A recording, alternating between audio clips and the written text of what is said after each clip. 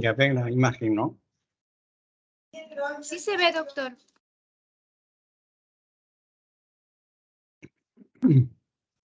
Bien, hoy día la clase corresponde a lo que son enfermedades infecciosas de tipo parasitarias.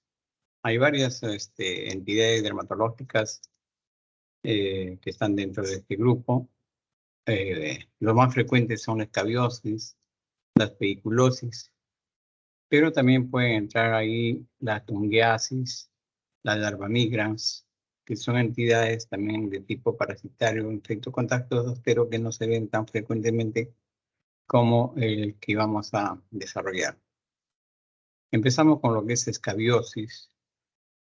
Y este es un cuadro clínico que tiene varios sinónimos. Y tiene varios sinónimos porque es una patología que se descubrió hace muchísimos años, más o menos data de la época del 1687 aproximadamente. Y ahí se determinó el agente causante de esta enfermedad. Y a través del tiempo ha tomado varias denominaciones, por ejemplo, como ven ahí, sarna, acarosis, carranchín, picor de campo, picor de la tienda de campaña, siete luchas, rasca, rasca, es decir, una gran cantidad de sinónimos. Esto es un cuadro clínico que está considerado como una ectoparasitosis, cuyo elemento causante es el ácaro Sarcoptes escabei. Este ácaro es exclusivamente un ácaro del humano y esta enfermedad está distribuida mundialmente, sobre todo en aquellos lugares donde se dan epidemias debido a situaciones de pobreza o situaciones en las cuales hay aglomeraciones de gente por algún tipo de guerras, conflictos, etc. Por eso es que tiene una gran prevalencia en el mundo.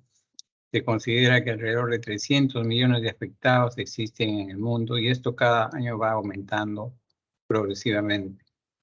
Y lógicamente, pues, porque hay factores que condicionan este tipo de enfermedad. El hacinamiento es un factor muy importante, la pobreza es el otro factor muy importante, la desnutrición, la promiscuidad sexual, las malas condiciones, digamos así, de salubridad que existen en determinados pueblos, va a condicionar que este cuadro clínico sea cada vez más intenso y vaya aumentando progresivamente. Entonces, es un cuadro clínico que es de aparición universal. Ya les dije, se considera por eso que es una endemia que está en todo momento, está mantenida en todo momento. Y generalmente hay épocas en las cuales hay mayor prevalencia. Y en la época del invierno es el momento en el cual se ve más patología de ese tipo. Y los grupos de riesgo, como siempre, son los niños. Son ellos los que mayormente se afectan con este tipo de patología y las mujercitas en este caso de este cuadro clínico tienen una mayor prevalencia. Es importante saber que el parásito tiene un ciclo monexénico, es decir, todo se desarrolla en el hombre, ¿no? Y el reservorio lógicamente es el hombre. El hombre tiene el Sarcoptes escabei, que es el ácaro propio del humano. Hay ácaros de diferentes tipos de animales que también de alguna forma pueden vivir y contagiar al hombre, pero generalmente no se reproducen, salvo de que exista una persona que ha contraído esta enfermedad y es una persona con el sistema inmunitario bastante deprimido. En estos casos sí, algunos de estos ácaros pueden hacer problemas serios en estos pacientes. El mecanismo de transmisión. Esto es generalmente a través de un contacto cutáneo directo. Es un contacto que se puede mantener a través de las manos, ¿no? El grupo que intercambia algunos objetos, ¿no? Y también las relaciones de tipo sexual es un factor para que exista este tipo de transmisión. Entonces, digamos así, hay una vía de transmisión que son de tipo directa, o sea, a través de la piel con la piel, Y también hay otro tipo de transmisión a través de fomites, es decir, a través de ropas, indumentaria, etcétera, que albergan al parásito de alguna forma y estos indumentarias podemos hacer uso. Por ejemplo, ropas de una persona infectada o simplemente ropas de cama que han sido usadas por un paciente que está en estas condiciones, porque el ácaro fuera del cuerpo puede vivir hasta 72 horas, es decir, un espacio de más o menos 3 días, puede mantenerse fuera del cuerpo y poder soportar la falta de queratina. El ácaro se nutre de queratina, que es un componente de la piel del estrato córneo, por eso que el ácaro permanece en esas zonas, pero cuando sale de este hábitat puede mantenerse hasta 3 días fuera del cuerpo. Entonces, tenemos ya las vías de transmisión. Este parásito tiene unas características muy importantes, tiene un periodo de metamorfosis que es bastante interesante. La persona que está infectada, cuando uno se infecta, hay un periodo de incubación. Generalmente este periodo de incubación es de 2 a 6 semanas antes de que aparezca la primera manifestación de este cuadro clínico, que es el prurito. El prurito es muy importante en este cuadro. Es un prurito muy, digamos así, incómodo. Y esto se presenta después de 2 a 6 semanas que uno se ha contagiado. Y esto ocurre en aquellas personas que nunca tuvieron un contagio anterior. Pero en personas que ya se han contagiado en otras oportunidades, entonces los síntomas ya no esperan tanto, sino que después de la infestación pueden pasar simplemente entre 1 a 4 días y empiezan a aparecer los síntomas de esta enfermedad. Es decir, el prurito, que es el síntoma más notorio, más importante en este cuadro clínico. Entonces, ya sabemos, hay un periodo de incubación. El periodo de transmisión, ya saben, hemos dicho que es generalmente a nivel de piel con piel, ¿no? O a través de fomites. Es decir, hay formas de transmisión. Esto es un cuadro clínico que se ve a nivel de todo el mundo y generalmente vamos a tener alguna consideración en cuanto a la resistencia a este tipo de infección.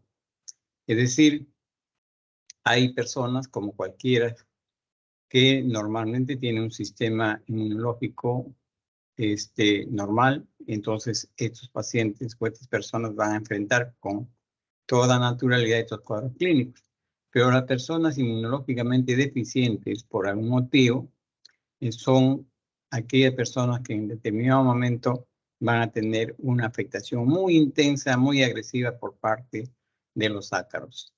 En este momento de una superinfestación de estos ácaros, vamos a encontrar entonces un cuadro clínico muy exuberante, con un compromiso bastante amplio de diferentes partes del cuerpo, y a esto se le va a denominar la sarna noruega.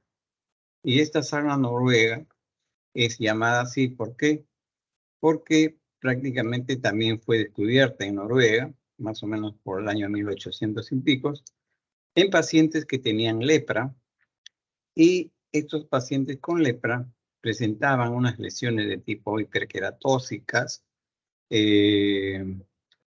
bastante inflamadas, no tenían prurito, eso era lo que llamaba la atención, y lógicamente esto era debido a la falla inmunológica de estos pacientes comprometidos con la lepra. Entonces, ahí se veía la agresión muy intensa de la sarna y por eso que le llamaron la sarna noruega.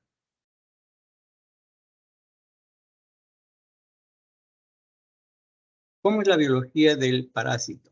El parásito tiene una forma joven, una forma adulta. La forma adulta tiene un dimorfismo sexual en el cual la hembra es un poco más grande que el macho, el tamaño lo tienen ahí.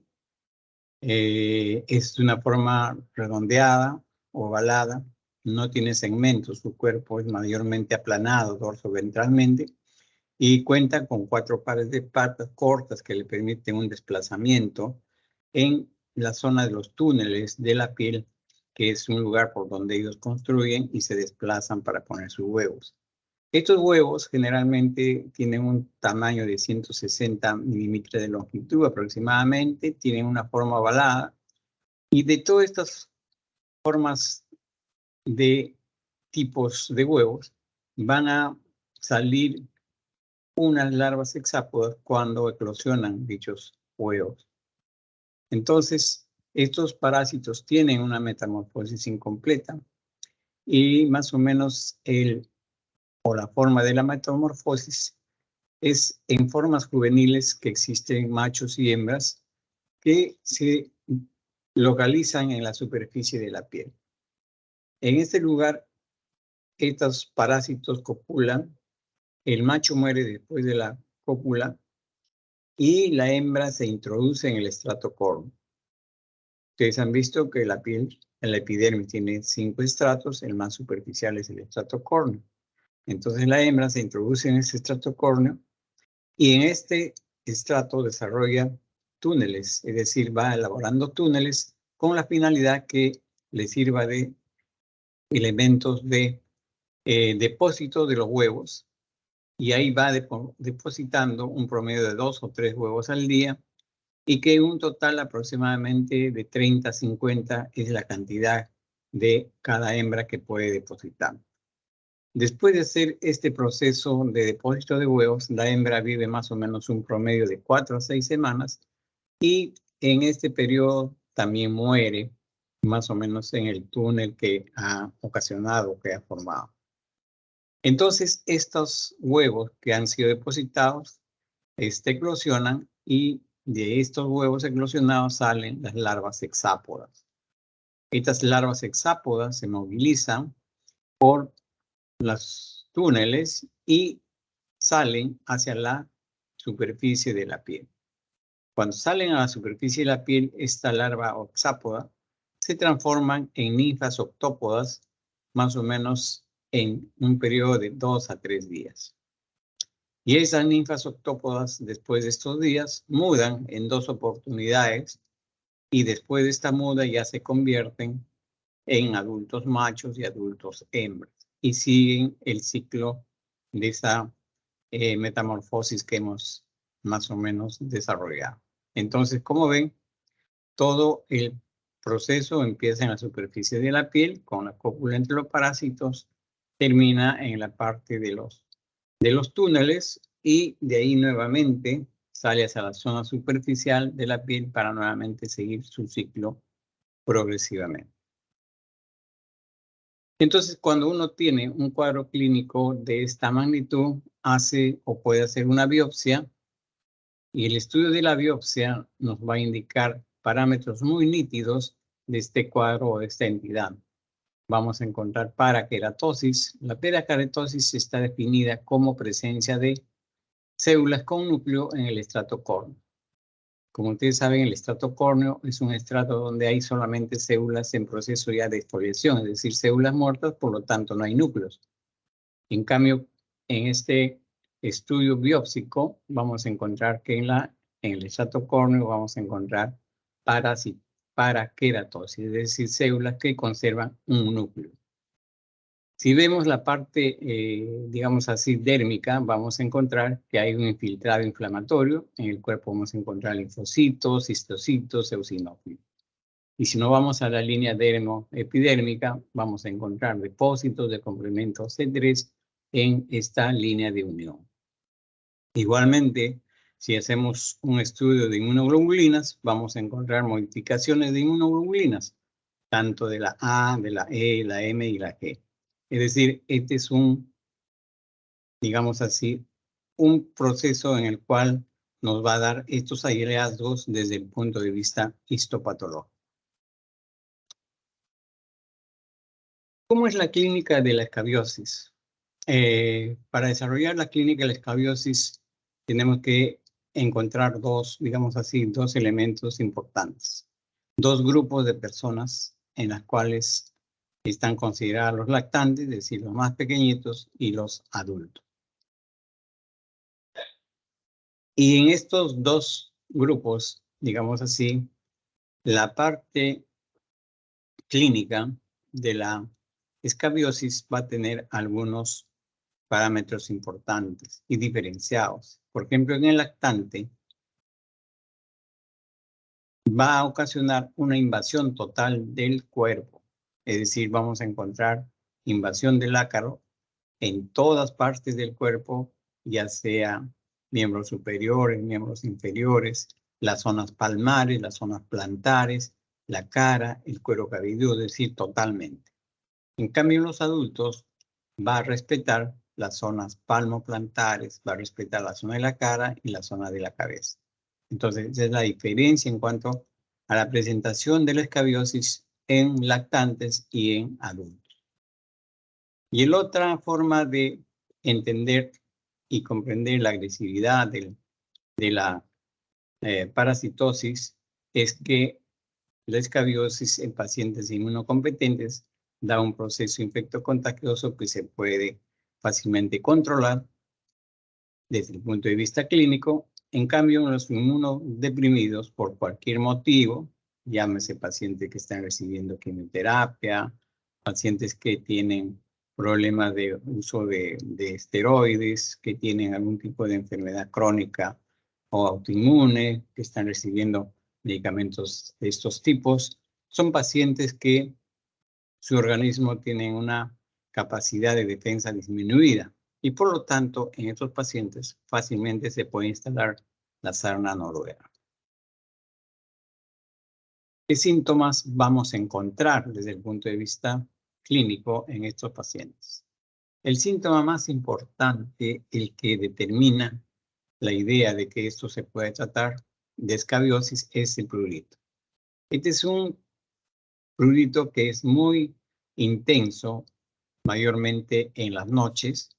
Ahí su intensidad es mayor que en el resto del día y progresivamente se va haciendo cada vez mayor dependiendo del momento. Es decir, conforme vamos entrando a mayor horario en la noche, la picazón se va haciendo mucho más intenso. Y esto probablemente se deba a que exista una mayor quietud de las personas en la zona, en las noches, y a su vez esto condiciona una situación de estacionamiento metabólico y por lo tanto el parásito parece ser que espera este momento en el cual puede desplazarse más fácilmente por los túneles, depositando los huevos, y es este proceso de desplazamiento el cual podría corresponder a una reacción de hipersensibilidad, lo cual nos va a traducir en una sensación de sentir un prurito más intenso. Entonces, esto es el prurito que ya les estoy diciendo es mucho más intenso por las noches. ¿Qué signos vamos a encontrar en esta entidad clínica? Podemos encontrar hasta 3 tipos de lesiones en esta entidad. Las lesiones directas, las indirectas y los nódulos acarinos. ¿Qué son las lesiones directas? Las lesiones directas son las más importantes.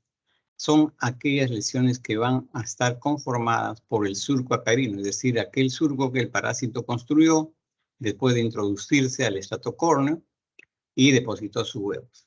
Este surco tiene un tamaño donde están depositados los huevos, donde están los ácaros, pero tiene una salida hacia la parte externa de la piel.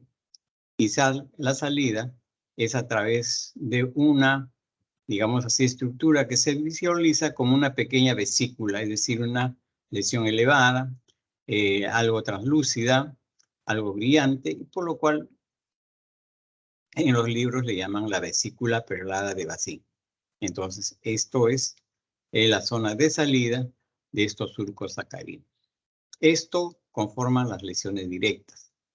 Las lesiones indirectas son presencia de lesiones eritematopapilares condicionadas por el fenómeno de hipersensibilidad que se origina. Es decir, va a aparecer gran cantidad de este tipo de lesiones papulares, eritematosas, que van a tener una distribución de tipo bilateral, algo simétrica, y que va a tener una distribución bastante característica. sobre todo se estaciona en zona de pliegues, es decir, por ejemplo, en los pliegues interdigitales de las manos, en los pliegues de las muñecas, en los pliegues antecubitales, en el pliegue axilar, en el pliegue inguinal.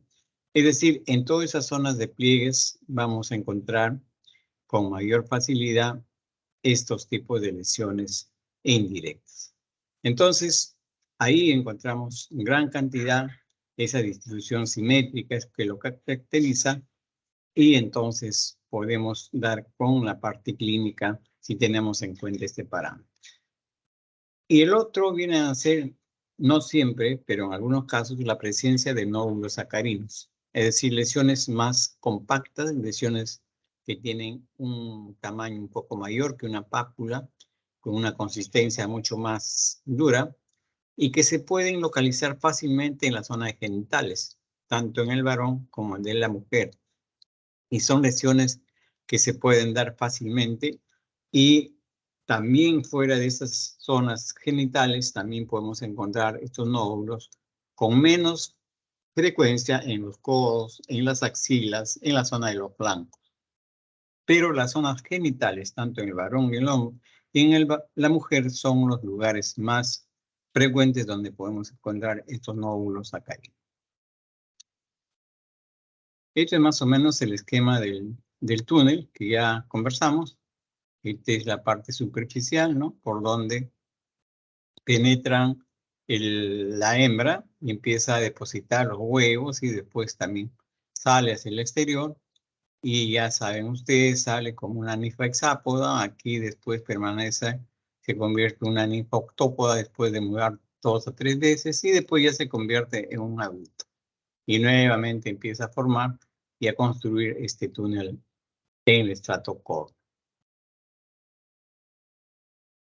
Entonces, ¿cómo yo llego al diagnóstico? El diagnóstico es fácil si ustedes han entendido la parte clínica. Ya saben lo que hemos descrito, los síntomas y los tipos de lesiones que podemos encontrar y cómo son sus características. Y el otro dato importante es el dato epidemiológico. Es decir, como es una enfermedad infectocontagiosa, es muy fácilmente determinar que la persona se ha contaminado en algún lugar.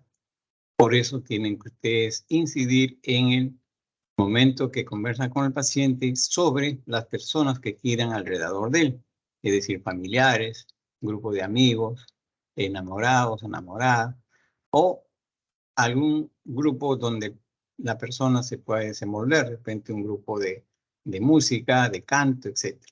Y ustedes van a llegar a determinar de que en alguno de estos lugares o en alguno de estos grupos hay también otras personas con una sintomatología muy parecida. Entonces se están encontrando el dato epidemiológico.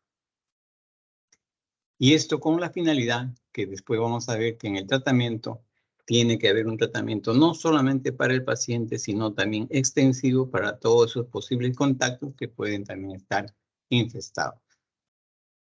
Entonces, clínicamente, si ustedes saben, no van a tener ningún problema para hacer el diagnóstico, pero en algunos casos, si el cuadro clínico no está muy claro, las lesiones no son muy, digamos así, clásicas, entonces hay alguna duda, entonces nosotros podemos echar mano a los exámenes de laboratorio para ayudarnos en el diagnóstico.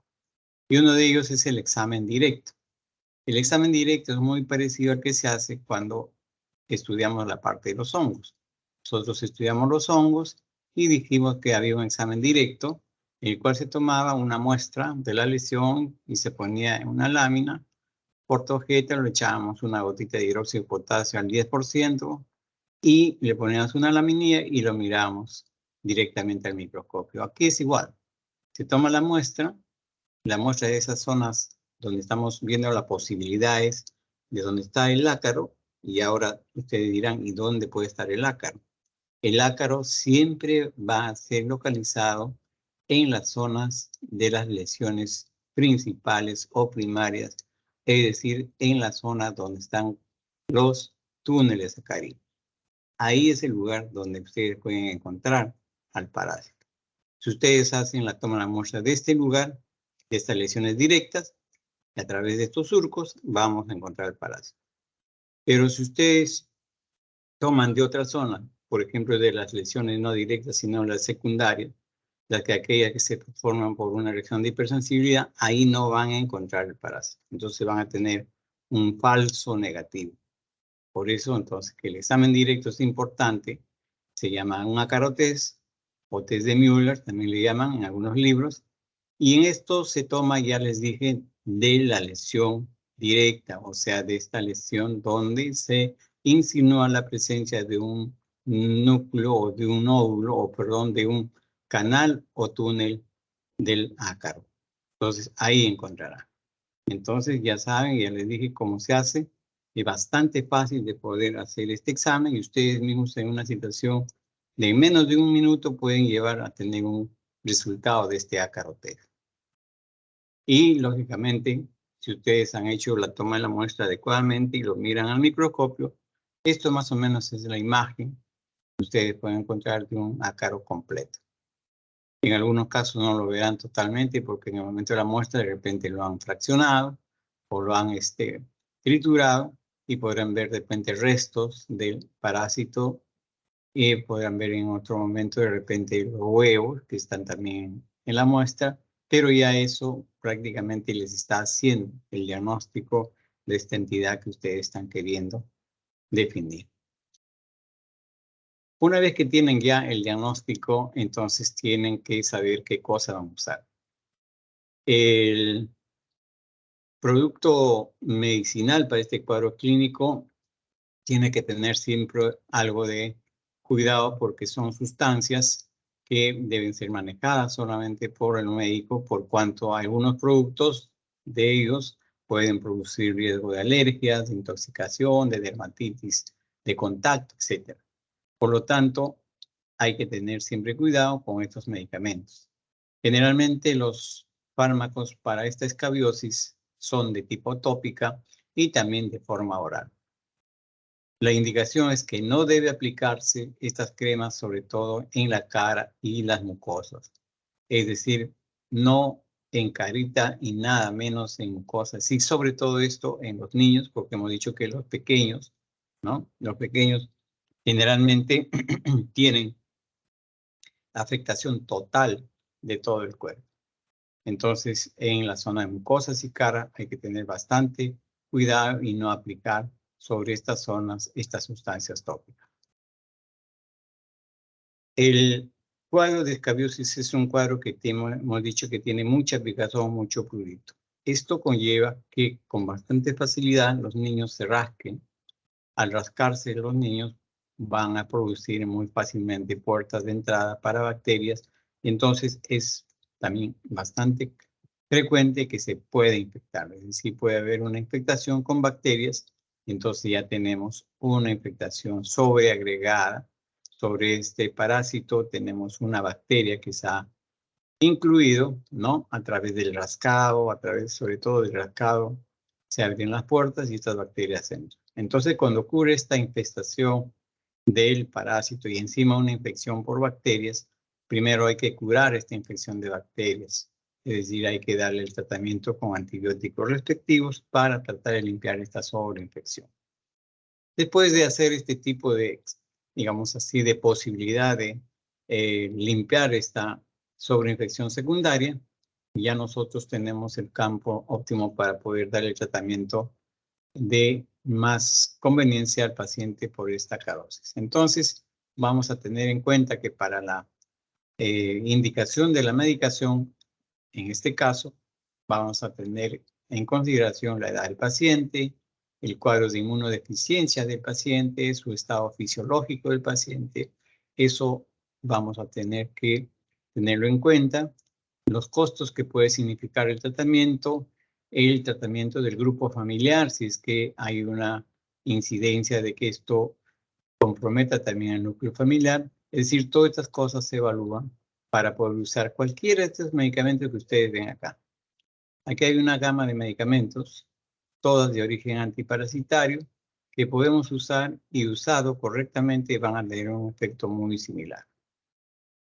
Entonces, simplemente hay que saber la forma de usarlo, la dosis, la forma, el tiempo y la secuencia de cuántos días de tratamiento.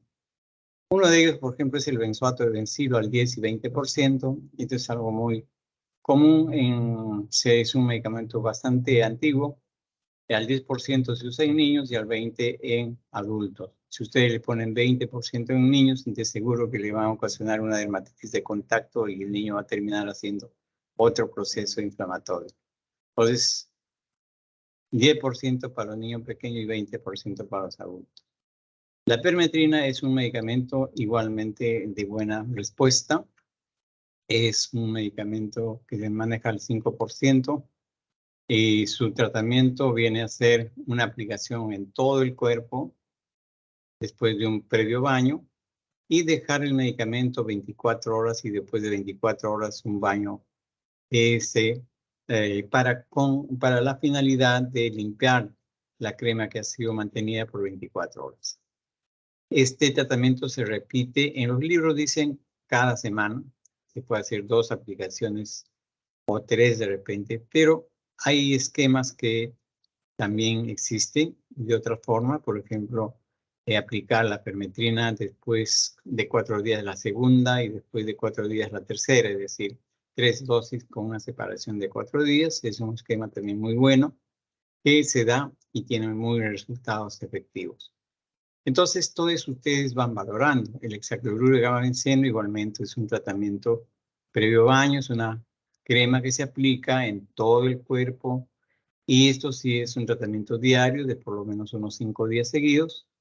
Y la única, a veces digamos así, peligro que existe en el uso de hexacloruro de gabapeneno es su neurotoxicidad. Es un producto que puede producir este cuadro de neurotoxicidad, sobre todo en pacientes gestantes, en pacientes pequeños, no podemos usarlo definitivamente. Entonces, esto tiene sus indicaciones en otras personas y también es un medicamento de muy buena respuesta. La vaselina azufrada al 5% es un medicamento muy antiguo. La vaselina es un medio en el cual va incluido el azufre al 5% y entonces se puede usar en forma tópica en todo tipo de pacientes. El inconveniente a veces es que el azufre es de un color amarillento y a veces cuando uno le echa la crema al paciente, ese color amarillo se impregna y a veces después sale un poco difícil la coloración que se impregna, porque hay que aplicar seguidos unos 3-5 días con la vaselina azufrada, previo baño igualmente en todo el cuerpo, y entonces eso hace que a veces los pacientes no prefieran este tipo de medicación por ese, digamos así, coloración amarillenta que deja después. Pero de efectividad es muy buen producto. El crotamitón es otro producto que se usa mayormente en niños, generalmente al 3%. Su forma de uso también es previo baño, se aplica la crema en todo el cuerpo. Ustedes tienen que hacer que el tratamiento sea bien entendido, es decir, una aplicación en todo el cuerpo, no solamente es donde me pica o donde están los granitos. La indicación es una aplicación en todo el cuerpo del paciente y dejar mínimo 12 horas a 24 horas en algunos casos y después de este tiempo un baño respectivo. En el caso del crotamitón se usa también en forma seguida por unos 5 días la misma operación. El benzoato de bencilo que tiene esas 2 presentaciones tiene una característica bastante peculiar. Es un producto que se usa en 3 momentos o en 3 etapas. Los primeros 5 días previo baño igualmente se aplica en todo el cuerpo. Al segundo, tercer, cuarto día, quinto día se hace lo mismo y después de 5 días se deja sin ningún tratamiento unos 5 días y después se vuelve a retomar otro curso de tratamiento por otros 5 días más. ¿Y esto por qué lo hacemos? Ustedes dirán, ¿por qué se hace así? Porque este benzoato de bencilo es mucho más efectivo en las formas, digamos así, adultas. Es decir, las formas adultas son destruidas por este benzoato de bencilo. Más no las formas jóvenes. Las formas jóvenes, al parecer, tienen cierta resistencia al benzoato de bencilo. Y entonces las formas jóvenes no sufren el efecto mayormente de este producto. Por lo tanto, cuando usamos benzoato de bencilo, hay que aplicar los 5 primeros días. Van a eliminarse, lógicamente, todas las formas adultas. Se deja unos 5 días en espera o en stand-by y después se vuelve a aplicar otros 5 días. Con la finalidad de que esos parásitos que en el primer momento no se alcanzaron porque estaban pequeños, no fueron destruidos porque eran pequeños, entonces después de los 10 días de tratamiento ya han llegado a ser los adultos y entonces en la segunda aplicación prácticamente se barre con todos estos parásitos que han pasado de ser pequeños a la fase adulta. Entonces así se usa este benzoato de bencilo al 10 y 20%. Y la forma oral, que también existen, están condicionadas por productos que se usan para las parasitosis intestinales. Uno de ellos es el tiabendazol, otro es la ivermectina, ¿no? La ivermectina es un producto que se ha usado desde hace mucho tiempo, ¿no? Lo que produce en el parásito, en el ácaro, es una hiperpolarización y parálisis del ácaro, y entonces se usa la ivermectina oral. La dosis es de 200 microgramos por kilo, es decir, viene traducido a 1 gota por kilo de peso. Se da a la hora del almuerzo y esta cantidad de gotas, de acuerdo al peso del paciente, se vuelve a repetir a la semana una segunda dosis. Se considera que con 2 dosis con intervalos de una semana se garantiza una destrucción del parásito. Entonces, como ven, hay varias formas de manejo de estos parasitosis. Ya hablamos de un segundo tratamiento en el caso del benzoato de bencilo. Ya les expliqué por qué. Lógicamente, ya les dije que hay que tener bastante cuidado con la aplicación de los fármacos, sobre todo cuando estos son niños, no hay que aplicar indebidamente. Nunca el niño puede manipular los medicamentos. Las medidas preventivas están dirigidas pues a educar a la población sobre la forma como se pueden transmitir, no solamente directo, sino indirecto, a través, hemos dicho, del contacto de manos o de ropas o de intercambio de indumentaria por algún motivo, o ropas de cama contaminadas donde había una primera persona que se ha acostado y ha dejado los parásitos, ¿no? Entonces, todo esto son medidas preventivas. Un diagnóstico temprano, lógico, para evitar toda la expansión mayor, la posibilidad de una infectación secundaria por bacterias, ¿no? Y el otro importante es la ubicación de estos casos índices y contactos respectivos y, lógicamente, su terapia, ¿no? Entonces, todos estos elementos que están como contactos tienen que tener también un tratamiento muy similar. Entonces, ya le decía, la ropa hay que tener siempre en cuenta que ahí se puede estar impregnada. Hemos dicho que el ácaro puede vivir hasta 3 días fuera del estrato córneo, entonces se puede mantener en la ropa, por eso que hay que lavar las ropas bien, hay que hacerla solear si es posible, o plancharla con algo de calor bastante intensa para destruir los ácaros y sus huevos. Entonces, esto es parte de esta estrategia de una desinfectación concurrente. Entonces, hay que hacer una higiene de todas las ropas personales y de la cama de estos pacientes. Y lógicamente, ya les dije, la investigación de contactos y la fuente de infestación. Alguien tiene que haberlo contagiado a esa persona que viene a su consulta. Entonces, ahí tienen que ustedes averiguar dónde y qué. Puede ser, como dije, alguna persona llegada en el centro de trabajo, en el centro de estudios, en la misma familia. Tienen que tratar de investigar y llegar a estos contactos. Y lógicamente que a estos contactos hay que darle también un tratamiento profiláctico a las personas, aunque no tengan síntomas. Y entonces esto es una forma de prever que esta infestación sea mucho más extensa y tenga mayor cantidad de infectados. Y lógicamente hay que educar sobre la higiene a las personas, ¿no? Estos clorofilinos vienen mucho en personas que a veces no tienen un control o no tienen un factor de higiene adecuado, y entonces por diferentes motivos, y entonces en ellos fácilmente se puede condicionar este tipo de infestación. Entonces, todo esto deben tenerlo en cuenta. Esta es más o menos la forma de una lesión secundaria o no directa, una pequeña lesión papular eritematosa. En cambio, es una lesión nodular. Miren el tamaño diferente con esta. Es una lesión más grande en la zona escrotal, ¿no? Entonces, miren esta diferencia. Y esta es una lesión papular y esta es una lesión nódular. El nódulo hemos dicho que se presentan con más frecuencia en la zona de genitales. Y aquí nos están dando la razón en esta zona escrotal. Acá tenemos un compromiso de las caras laterales de las manos, donde vemos estas costras que tienen una orientación media alargada. Estas son lesiones que corresponden a los surcos sacarinos.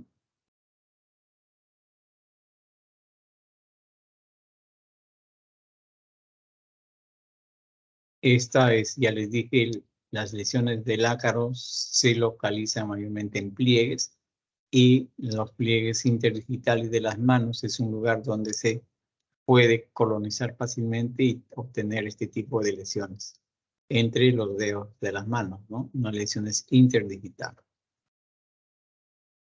Esto, lesiones en tórax en un niño muy pequeño. Miren las lesiones eritematopapulo costrosas, ¿no? Muchas de ellas tienen signos de rascado por la picazón que tiene, ¿no? Y hay algunas lesiones pequeñas, como les vemos acá, como también hay algunas lesiones grandes, ¿no? Que están haciendo unas pequeñas lesiones en forma de pequeñas placas. Aquí en la zona lateral, una zona eritematosa, algo que se insinúa ver una coloración o una congestión por el rascado, probablemente por la picazón, ¿no? Este es un bebé lactante que tiene todas estas afectaciones. Esta es otra lesión de tipo nodular en la zona genital del varón, ¿no? Una lesión grande. Igualmente aquí hay otra. Entonces son lesiones que existen y lógicamente el tratamiento también tiene que estar dirigido a limpiar estas zonas con el uso de estos tratamientos que hemos indicado. Y esta es la sarna noruega en la zona de la ingle y muslos.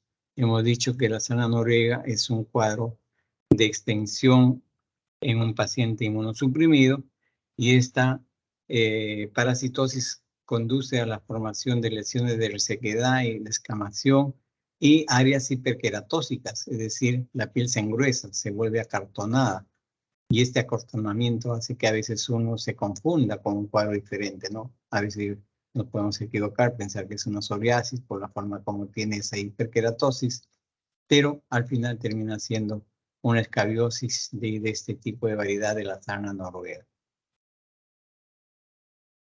Acá igualmente, aquí vemos mejor la distribución de los túneles. Miren, estos son el trayecto de los túneles del ácaro. Y acá tenemos un punto de salida o entrada, que es la vesícula perlada, una estructura brillante, levantada. Esta es la vesícula perlada de Bacin, propio de las lesiones directas, hemos dicho, donde está la presencia del parásito. Esta es la sarna noruega. Miren la magnitud de la hiperqueratosis o engrosamiento de la epidermis, cómo se engruesa, forma estas costras o estas escamas gruesas adheridas, y la piel se abre. Cuando la piel tiene un exceso de hiperqueratinización o engrosamiento, como es el caso, va a llegar un momento en que la piel sola se abre. Entonces, todo eso, y vemos acá estas placas amarillentas, ¿no? Fácilmente yo me puedo equivocar con una psoriasis. Es muy parecido el cuadro clínico, ¿no? Entonces, estoy haciendo un diagnóstico equivocado. Por eso es que la clínica es importante en estos cuadros clínicos. Y esto es una invasión total del niño, en donde hay una gran cantidad de lesiones papulares, ¿no? Esta es una pápula. Podemos ver algunas lesiones por acá medias costrosas. Igual acá.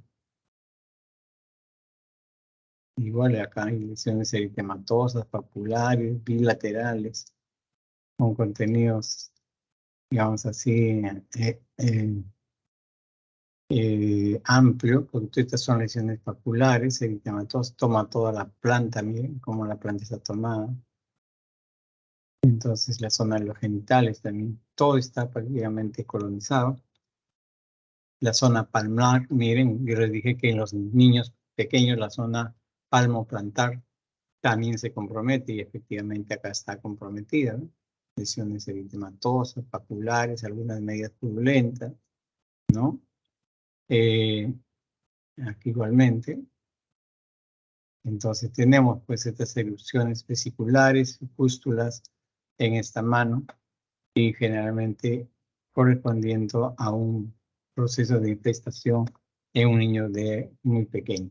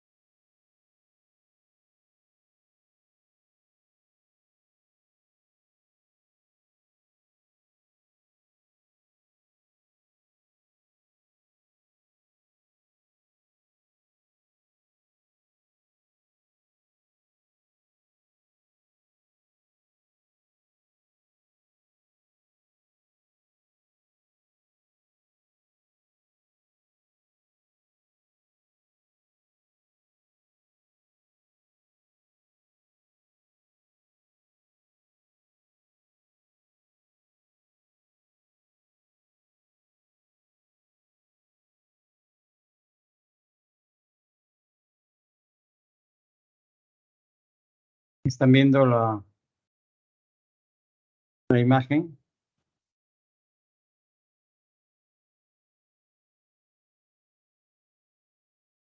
¿Ven la imagen o no? ¿Se ve? Sí se ve. Ya, entonces la otra entidad viene a ser la pediculosis. La pediculosis es una entidad. ¿Cuál es la definición? Es una infestación parasitaria de la piel del cuero cabelludo, como ven acá, o la zona del tronco, como ven acá, o el área pública, como ustedes ven acá. O sea, son 3 lugares donde hay afectación de este tipo de parásito. Por lo tanto, ¿qué parásito origina cada infestación? Entonces, hay 3 variedades de pediculosis. La pediculosis del pubis también está condicionada por la presencia del virus pubis. Entonces, piojo del pubis, o también llamado la vía. La pediculosis corporis, que está ocasionada por pediculosis humanos, o sea, es del cuerpo, variedad corporis, o también llamada zona de los piojos del cuerpo.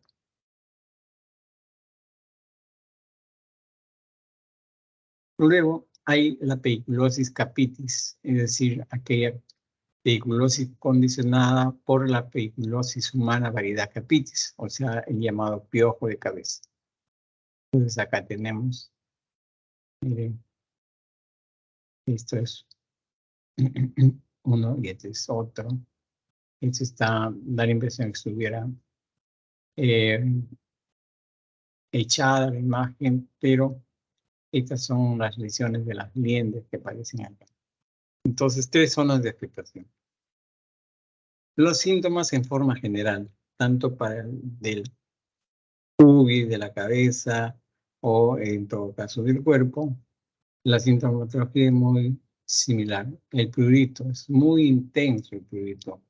Se llama rascado y al hacerse el rascado uno fácilmente puede condicionar presencia de escoriación, es decir, uno se rasca con bastante intensidad y se lleva a las partes superficiales de la piel y entonces pues hay unas lesiones de tipo profundas en la zona afectada. Y la otra característica es que se puede formar una epidermitis, es decir, una infección debido a los procedimientos que se hacen, ¿no? Eso de jalándolo, ubicando y tratando de eliminar en un lado, pero aparece en otro. Eso es algo que se debe tratar de poco a poco ir controlando, sobre todo la pioderma, que es el que realiza bastante incomodidad en el paciente porque hay que ver cómo está infestado, qué germen está infestando el cuero cabelludo, ¿no? Para poder darle el tratamiento más adecuado. Entonces, ¿cómo es la pediculosis de la cabeza o pediculosis capitis? Generalmente es una pediculosis que afecta a niños y adultos y se transmite principalmente por contacto directo con una persona infectada.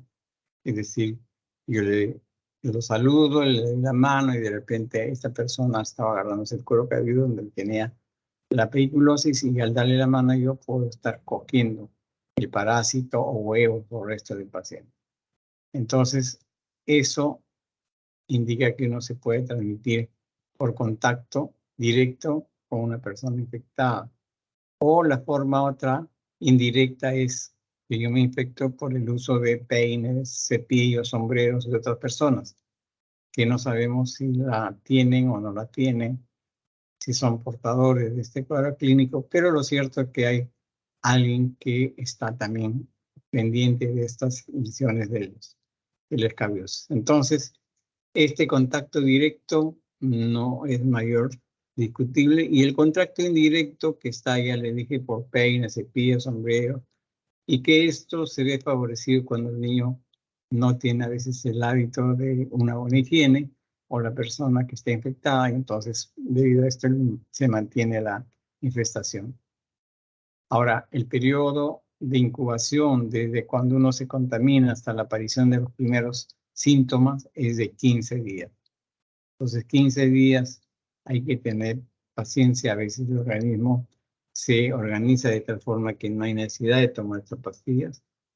Y entonces, estos pacientes que ya teniendo su periodo de incubación de 15 días, empieza el cuadro clínico. Este cuadro clínico aparece con picazón en todo el cuero cabelludo y que se va haciendo cada vez más intenso con el paso de los días, especialmente en la zona retroauricular, en la zona occipital, en la zona de la nuca. Ahí va a haber una sensación de prurito, ¿no?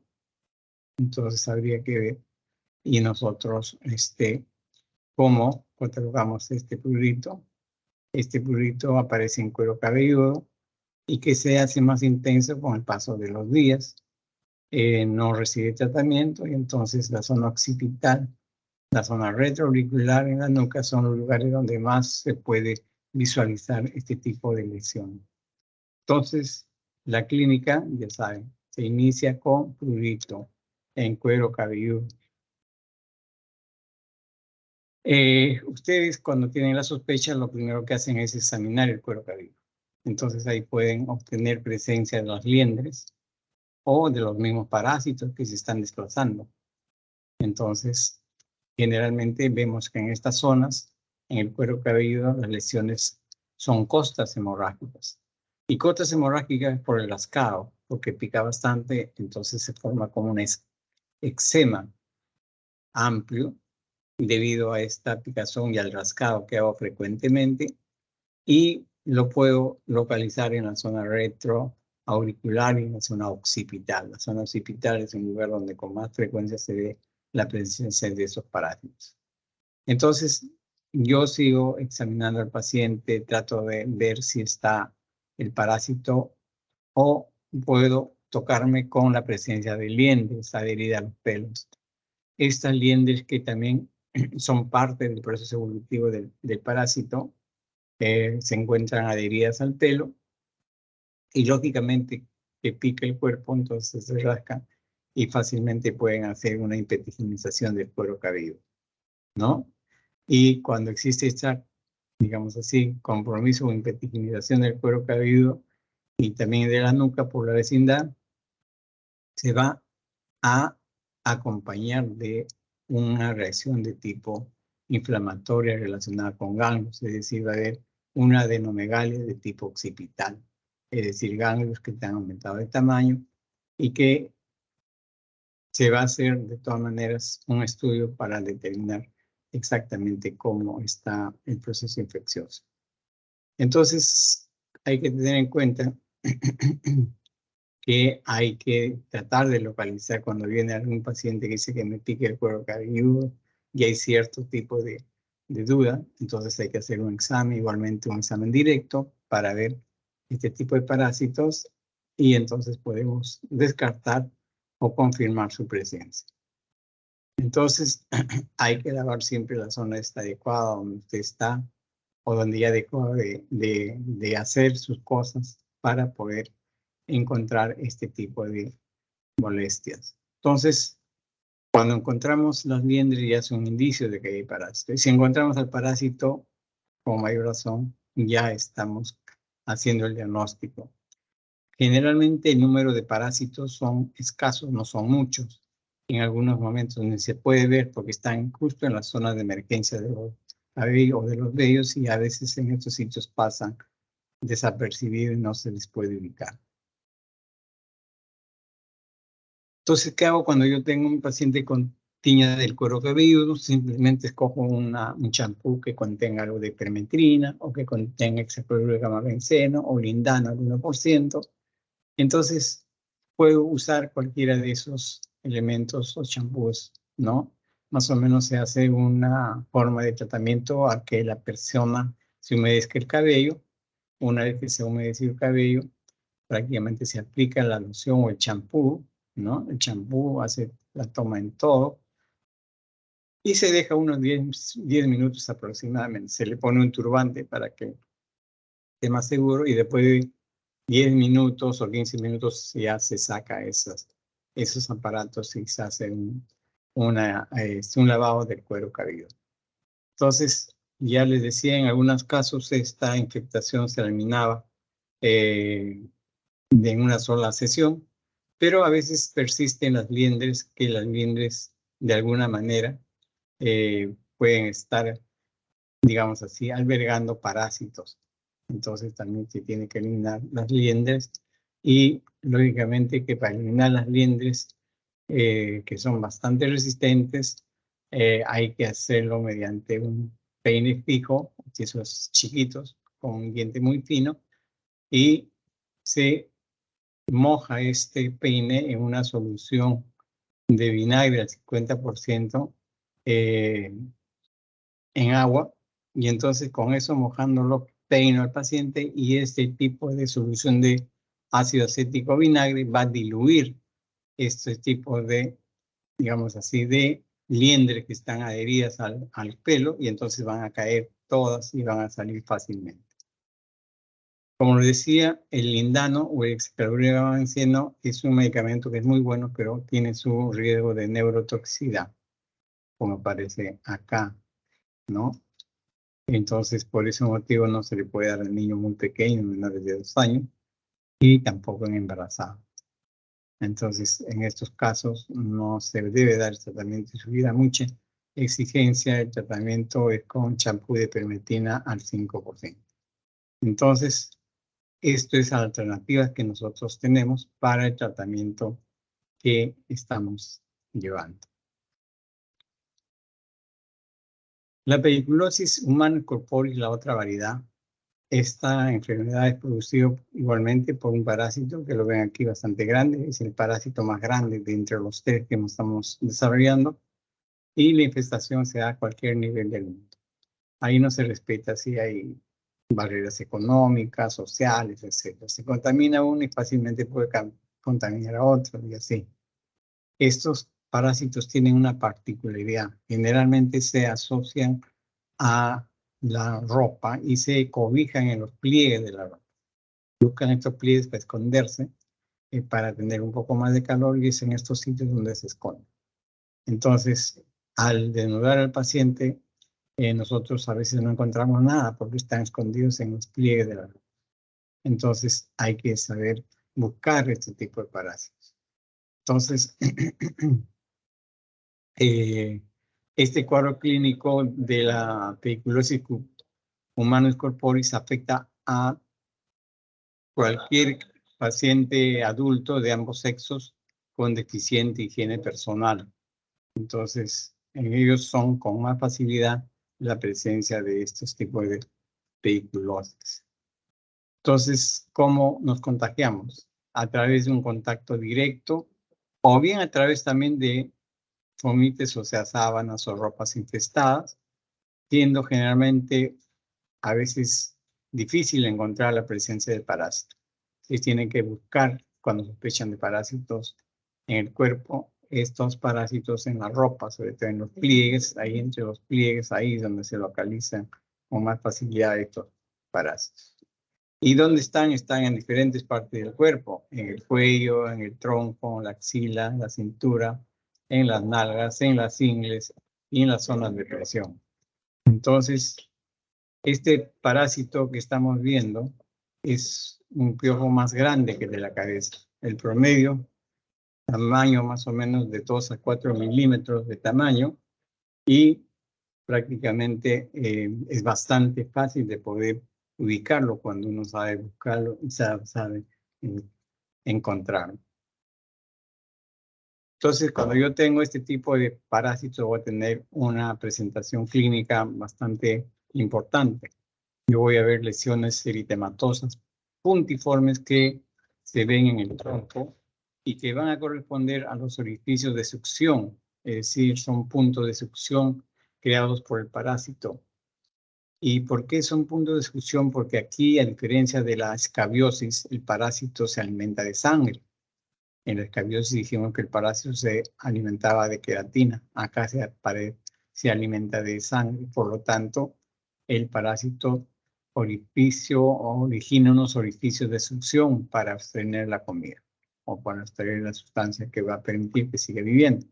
Entonces, sobre estas zonas de succión se va a instalar una lesión de tipo papular urticariforme muy pruriginosa. Esto es lo que se llama las pápulas urticariformes que se encuentran en esta entidad. Y cuando hay una infestación muy intensa, masiva, entonces uno se va a rascar fácilmente en todo momento y entonces va a originar unas manchas que se denominan máculas bronceadas. Y en algunos libros le llaman la enfermedad de los vagamundos debido a estas máculas bronceadas, o también llamada melanodermia pediculósica. Todos son términos de nombres que tenían estas entidades en determinados momentos. Entonces, hay esta enfermedad de los vagamundos, hay esta melanodermia pediculósica, y en algunos casos, lógicamente, debido a la picazón, se rasca la persona y puede condicionar una infección bacteriana sobreagregada, que puede incluso ser un poco agresiva, puede a veces tener afectación de tipo linfática y tal vez puede llegar a tener glomerulonefritis de tipo agudo. Entonces, todos esos factores hay que tener en cuenta. Entonces, estos cuadros clínicos en otro grupo o en una, digamos así, mayoría, van a hacer que no se ubique el parásito tan fácilmente, entonces crean todo un sistema de cronicidad, un sistema de liquinificación porque la piel se vuelve dura, cartonada por el mercado y lógicamente las cosas se complican bastante más. La pediculosis humanos tiene algunos diagnósticos diferenciales. Uno de ellos es con la sarna, o sea, con la carrasca, otro es con la dermatitis herpetiforme, y el otro diagnóstico diferencial es con la furunculosis. Entonces, estas entidades son parecidas a esta pediculosis del cuerpo, ¿no? La sarna hemos dicho que tiene lesiones secundarias en el resto del cuerpo, en los pliegues, entonces está en todas partes del tórax, de los miembros superiores, etc. Pues entonces, ¿cómo es esta sarna? Ya lo conocemos. La dermatitis herpetiforme es igualmente otra entidad que cursa con lesiones eritematopapulovesiculares dispersas en todo el cuerpo, que producen también gran prurito, gran picazón. Y la furunculosis, que viene a ser una lesión profunda del folículo piloso, ¿no es cierto? Entonces, en la furunculosis lo que está afectado es la parte profunda de la unidad pilosebácea. Entonces, estas tres entidades son las diagnósticos diferenciales más frecuentes, más comunes de ver en entidad que estamos desarrollando. Entonces, el tratamiento, cuando ya hemos ubicado todo, es en base a los hallazgos en estos pacientes, utensilios, todas esas cosas. Entonces, hay que desinfectar todas estas ropas de los pacientes, también de la cama, y si es factible el colchón, porque el colchón tiene a veces bastante pliegue y un sitio óptimo para que se esconda. Entonces, todos estos medicamentos que hemos venido conversando se puede usar también en este cuadro de infectación. Entonces, igualmente como la carosis, acá tienen que averiguar los contactos o probables contactos de este paciente, porque no viene así de la nada, viene de una infestación que en alguna parte ocurrió. Entonces hay que tratar a todas estas personas que al parecer están de alguna forma contaminadas.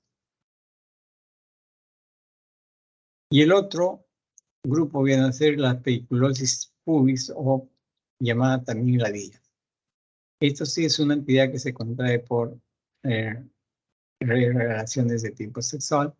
Entonces, también puede ser que por A o por B, a través de elementos externos, como son la ropa de cama, todas esas otras usos pueden condicionar el fácilmente infestarse, sea en forma directa o indirecta. Y ya saben que la sintomatología es el prurito. Entonces, el prurito genital, que va a ser poco a poco intenso, va de lo bajo que es, va a subir poco a poco este prurito genital. En el varón, el pitibius pubis puede subir por el pelo del abdomen hasta alcanzar las axilas. Y esto condiciona que haya un prurito más intenso y el paciente puede referir de cosas que ha visto manchas de sangre o puntos negros en su ropa interior. Es decir, ¿qué es lo que pasa? El paciente se alarma cuando ve en su ropa interior manchas así oscuras como si fuera un granulado de tipo de café molido. Y entonces, ¿qué pasa? Lo que sucede es que en esta región del pubis están los parásitos y estos parásitos se empiezan a, digamos así, a colonizar la zona y empieza poco a poco a dar toda la sintomatología de esta patología. Entonces, ¿qué es lo que ocurre aquí? Intenso prurito. Veo la ropa interior, se ve unos puntos oscuros y lógicamente esta zona de los pruritos es la zona de succión. Es decir, el paciente va a referir que ha visto manchas de sangre o ve que hay puntitos negros en su ropa interior. Esos puntitos negros vienen a ser los pequeños, digamos así, pequeñas puntos de sangrado de la succión que han tenido y eso va a indicar que hay estos puntitos negros en la ropa interior. Entonces, con eso se asustan, van al profesional y les hacen más o menos explicaciones del caso. Y esta pediculosis del pubis o ladillas, podemos ver que en la zona afectada se ven pápulas, se pueden ver escoriaciones, es decir, un rascado de esta zona. Y lógicamente el parásito se puede ubicar más o menos localizados alrededor de un folículo piloso, es decir, a la base del pelo ahí se adosa este ácaro y entonces por ahí se puede identificar más fácilmente a este tipo de lesión. Entonces, esos puntitos son pues diferentes tamaños, de 1 a 2 milímetros, y lógicamente cuando uno ve por primera vez da la impresión que todo estuviera sucio. En esos casos, en algunos casos, se puede observar algo interesante que son la mancha azul grisácea o también llamada máculas cerúleas, que más o menos tienen un tamaño de 0.5 a 1 centímetro de diámetro y generalmente va a presentar lo que se llaman los hematomas por fusión. Es decir, van a observar que en esta zona también hay gran cantidad de puntos eritematosos, puntos que están esperando progresivamente hacer su inflamación, porque son parte de esos agujeros de succión del parásito, y entonces van a hacer después esa reacción de picazón intensa con rascado intenso.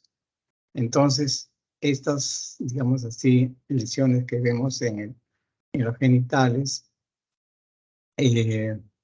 pueden también, debido a la reactividad del organismo, debido a que yo me rasco, me tracciono la piel, entonces puede llegar fácilmente a abrir puertas también, entonces veré zonas de escoriación, zonas de impetiginización secundaria, y también se pueden ver adenopatías, en este caso de tipo regional.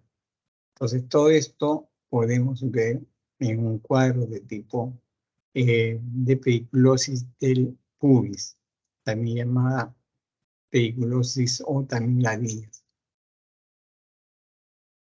Y el tratamiento de esas parasitosis de este tipo es también el uso de los medicamentos que antes hicimos la parte anterior. Estos medicamentos son los mismos que se puede usar también aquí en esa pediculosis del pubis, es decir, champús, ¿no? O cremas que se pueden aplicar en la zona púbica, en el abdomen, las axilas, los muslos, y generalmente dejar un espacio de unos 10 minutos aproximadamente para que se pueda absorber estos productos en el organismo. Y después de ese tiempo hay que lavárselo y hay que repetir el tratamiento después de una semana. Es decir, semanalmente puedo ir invitando a que el paciente venga y seguir con la medicación. Y lo más importante es de que tiene que haber un contacto con alguien que representa aquel otro grupo que también tiene el riesgo de la infestación. Entonces, eso es muy importante, porque de repente yo me contaminé en el grupo de amigos y ahí tiene que estar alguien o algunos que están con la infestación y están, como se dice, dispersando todo el ácaro por diferentes partes, o toda la pediculosis por diferentes partes del cuerpo, sobre todo la zona púdica. Y entonces, la zona púdica es el lugar de predilección para este tipo de pediculosis, pero hay algunas personas que tienen abundante vello, entonces estas ladillas prácticamente pueden subir por esa zona del abdomen, del tórax que hay vellosidades, y llegar fácilmente a la zona facial. No es muy difícil. Entonces siempre hay que tener en cuenta eso. Entonces ya les dije cómo se pueden manejar en algunos casos las infecciones sobreagregadas. Hay que tratar la infección sobreagregada, ¿no? Ahora, ¿qué es lo que pasa cuando esta infestación también toma la zona de las conjuntivas, la zona donde están las pestañas? Entonces toda esa zona se vuelve muy sensible. Entonces hay que aplicar una crema que esté un poquito gruesa de estos productos que les he dado, y poco a poco se debe ir viendo cuál es la respuesta que he ido teniendo a los diferentes escritos que se han mandado. ¿Ya? Entonces, cuando ocurre esta presencia de ladilla en la zona del párpado, lo que usamos es generalmente una pomada oftálmica de fisostigmina al 0.025. Entonces, 2 veces al día la aplicación de esta pomada oftálmica de la fisostigmina al 0.025, 2 veces durante 8 días, la ropa interior, todas las sábanas, etcétera, van a poder lavar con agua caliente. El agua caliente elimina a estas pediculosis, si es muy caliente con mayor razón. Y lógicamente, cuando nosotros encontramos un paciente con pediculosis pubis, siempre hay que descartar la existencia de otra enfermedad de transmisión sexual, que después se asocia mediante un examen genital completo y la determinación de LUES y HIV. Es decir, todo paciente que tenga indicios de enfermedad genital, entonces tenemos que hacerle un protocolo de exámenes que comprende serologías blues y el HIV. Entonces, esto con la finalidad de que la persona tenga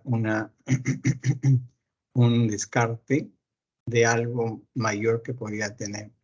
Ustedes saben de que hay siempre riesgos, y entonces esos riesgos a veces nos traen algún tipo de sorpresas y por eso entonces debemos hacer todo un protocolo para que se pueda descartar si que no hay otra patología.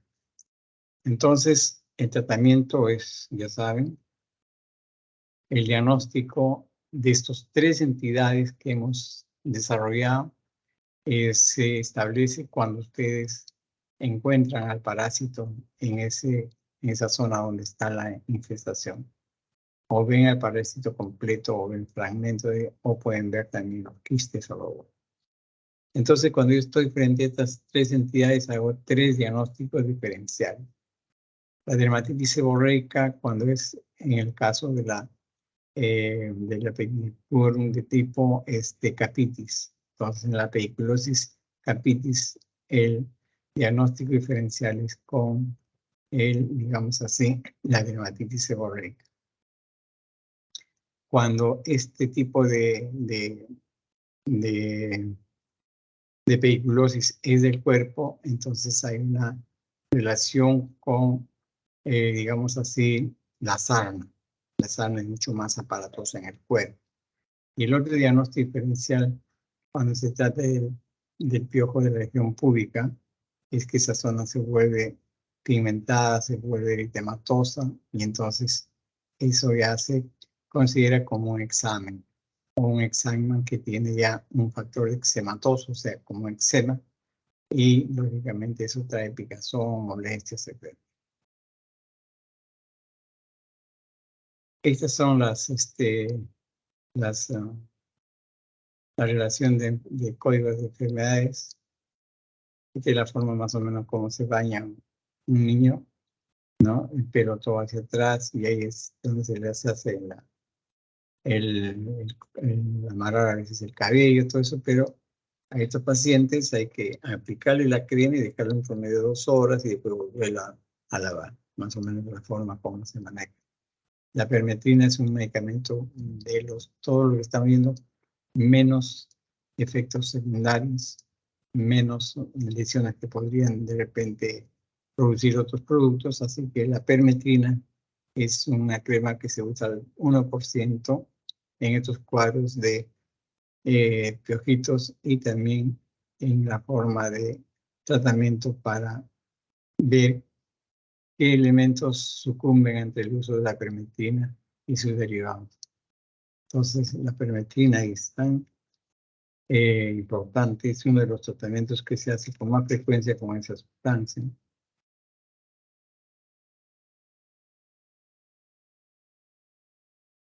Y entonces hay algunas recomendaciones prácticas que se pueden realizar en las escuelas, que son los lugares donde más aparece esto. El aseo personal es importante, afectarse con elementos individuales, usar cada uno su peine, sus toallas, sus pañuelos, ya que el contacto entre ellos es mucho más fácil, ¿no? Si tengo a alguien que vive y está con un cuadro de escabiosis, lo primero que tengo que hacer yo es llevarlo al centro para que no siga diseminando. Si lo veo con pediculosis, haré lo mismo, tendré que posibilitarle la asistencia en estos sitios para que le den tratamiento respectivo. Entonces no hay que intercalar productos propios de cada persona, por ejemplo, los jabones, por ejemplo, los pañuelos, es decir, todos aquellos elementos que nos pueden de alguna forma convertir en una infección de tipo indirecta. Entonces hay que prevenir a los padres que siempre deben revisar periódicamente el cuero cabelludo de sus niños para evitar que se aumente algún tipo de parásito que se pueda encontrar. Entonces, hay que hacer este tratamiento. Si en caso el niño tiene, en ese tiempo no puede ir a la escuela porque no infectaría todo lo demás, ¿no? Y ya sus trabajos, todas esas cosas que le piden, estará, supongo, condicionando que estas recomendaciones prácticas se pueden realizar en la escuela. No se olviden que los niños son los que mayormente se contaminan con estos cuadros clínicos. Por eso que uno cuando hace el estudio de estas entidades hay que hacer un examen adecuado, hay que detectar el parásito, hay que eliminar a este parásito y lógicamente lo más importante es la prevención, indicar que no usen elementos de otras personas, que tengan una adecuada higiene, etcétera, para evitar la nueva reinfección.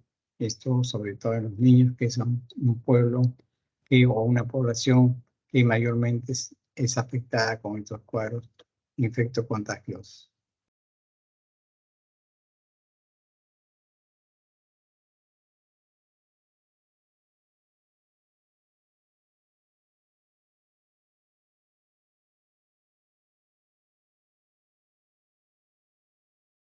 Muy bien. ¿Alguna pregunta?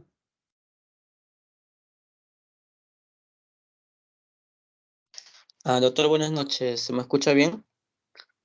Sí. Uh-huh. Sí. Doctor, mencionó, no sé, en la parte que, por ejemplo, la pediculitis, creo que corporis estaba relacionada con la glomerulonefritis. Esa parte, o sea, no entendí, ¿cómo se asocia en realidad? Todo cuadro infeccioso de tipo, bacteriano puede ocasionarte una infección bastante severa cuando de por medio hay presencia de algún tipo de infestación. O sea, en este caso, la pediculosis puede condicionarte una picazón tan intensa que fácilmente puede conllevar a un rascado masivo, y ese rascado abre puertas y a través de estas puertas pueden entrar una serie de elementos bacterianos y condicionarte una infección sobreagregada bacteriana. Y esa infección bacteriana, por la intensidad, por la magnitud, fácilmente puede llegar a diseminarse, llegar estas estructuras bacterianas hacia la zona de riñón y fácilmente pueden producirte afectaciones de la zona renal y condicionarte inflamación de los glomérulos y llevar estos cuadros a una glomerulonefritis.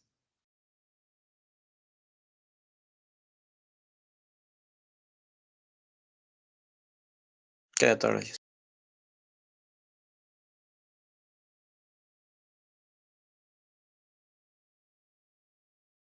¿Alguna otra pregunta?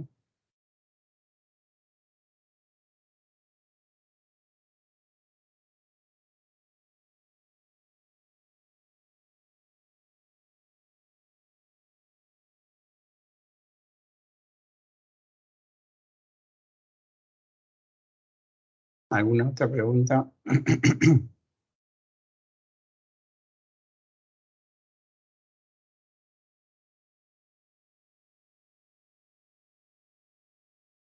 Bien, dice, ¿quién ha faltado?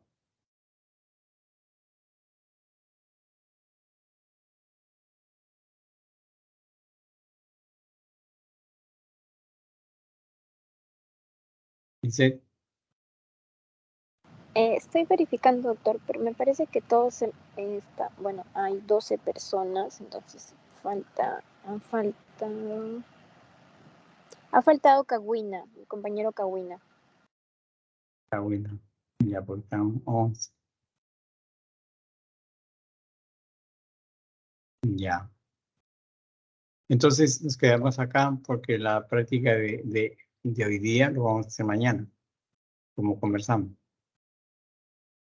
Sí, doctor, ya mis compañeros tienen conocimiento de eso.